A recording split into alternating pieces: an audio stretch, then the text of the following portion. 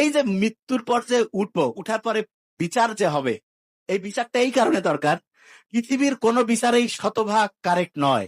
একটা লোক 100 জনকে মারছে, তারও কিন্তু একবার মৃত্যুদণ্ড, নাকি তার 99 বার উঠাবেন বারবার? বলছে ভাই এরকম করি তো বুদ্ধি আছে? কোন বুদ্ধি আছে? যারা লক্ষ লক্ষ লোক মারছে একবারে মৃত্যুদণ্ড। পরকালে আল্লাহ কি করবেন দেখেন, আপনাকে যখন জিন্দা করবেন, আল্লাহ না করুক যারা জাহান্নামে যাবে, আগুনের মধ্যে যে পুড়বে, শরীরের যে স্কিন আছে না, স্কিন, এই স্কিনটা প্রতি মুহূর্তে চেঞ্জ হবে। আমরা যে কষ্টটা পাই, যে সুখের অনুভূতি এবং কষ্টের অনুভূতি, এইটা আমাদের পেইন রিসেপ্টর বলে একটা জিনিস আছে, এইটা আছে স্কিনে।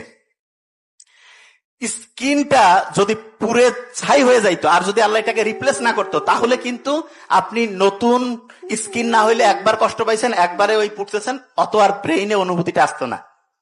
আল্লাহ জাহান্নামে যারা যাবে, আল্লাহ আমাদের রক্ষা করো এখান থেকে, তাদের স্কিনটা প্রতি মুহূর্তে চেঞ্জ করবে। তার মানে জাহান্নামে গেলে প্রতি মুহূর্তে আপনার কষ্টের পরিমাণ এত ব্যাপক হবে।